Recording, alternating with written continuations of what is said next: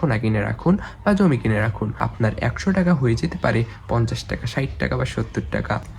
ভাবুন তো, এক সময় যে ডিমের দাম ছিল 8 টাকা, আজ সেটা বাজারে 12 থেকে 14 টাকায় বিক্রি হয়।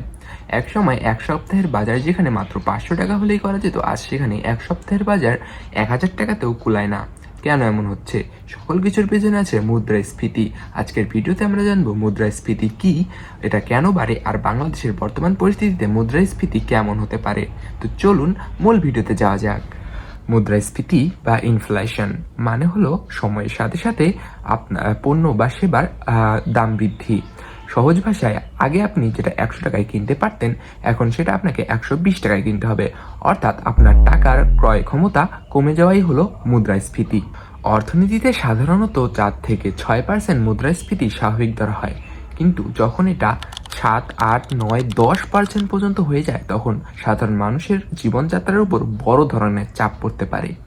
মুদ্রাস্ফীতি কেন বাড়ে? মুদ্রাস্ফীতির বাড়ার কারণগুলোর মধ্যে একটি হলো চাহিদা বেশি এবং সরবরাহ কম। বাজারে কোনো পণ্য বা সেবার যখন সরবরাহ কম থাকে কিন্তু তার চাহিদা অনেক বেশি থাকে, তখনই সেই পণ্য বা সেবার দাম বেড়ে যায়। আমদানি নির্ভরতা বা ডলারের দাম বৃদ্ধি। বাংলাদেশের অনেক পণ্য বিদেশ থেকে আমদানি করা হয়, যা ডলারের দামের উপর নির্ভর করে। যখন ডলারের দাম বেড়ে যায়, তখন আমদানি খরচ বেশি হয়, যার চাপ পড়ে আমাদের বাজার দামের উপর। জ্বালানি ও পরিবহন খরচ বৃদ্ধি। ডিজেল, গ্যাস, বিদ্যুতের দাম বাড়লে সব পণ্যের উৎপাদন খরচ এমনিতেই বেড়ে যায়। আবার টাকা ছাপানো বা অর্থ সরবরাহ বৃদ্ধি। যদি বাজারে অতিরিক্ত টাকা ছড়িয়ে পড়ে, তাহলে টাকার মূল্য কমে যায়।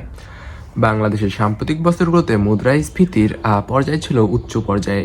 বিশেষ করে খাদ্যদ্রব্যের দাম, চাল, ডাল, তেল, ডিম, সবজি দাম অনেক বেড়েছে। এর পেছনে কয়েকটি বড় কারণ হলো বৈশ্বিক অর্থনৈতিক অস্থিরতা, আমদানি ব্যয় বৃদ্ধি, ডলারের রেট বৃদ্ধি এবং জ্বালানি দামের প্রভাব।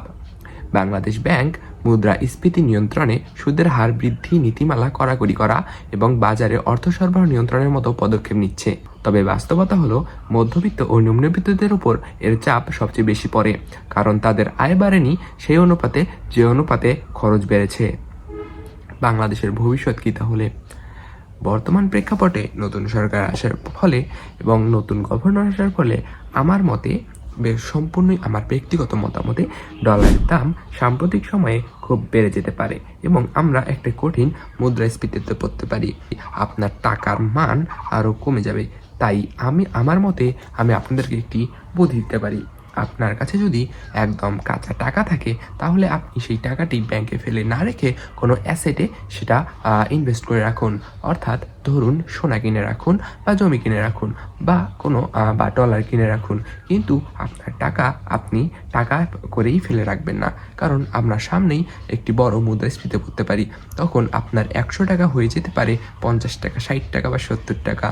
তখন আপনার আর কোনো কিছু কিনে রাখলে আপনার সেটার দাম তো কমবে না, উল্টো আপনি আরও লাভের মুখ দেখবেন। তো চলুন আজকের মতো ভিডিওটা এখানেই শেষ করা যাক। ভিডিওতে লাইক, সাবস্ক্রাইব করে পাশেই থাকবেন এরকম আরও নতুন নতুন ভিডিও পেতে। ধন্যবাদ।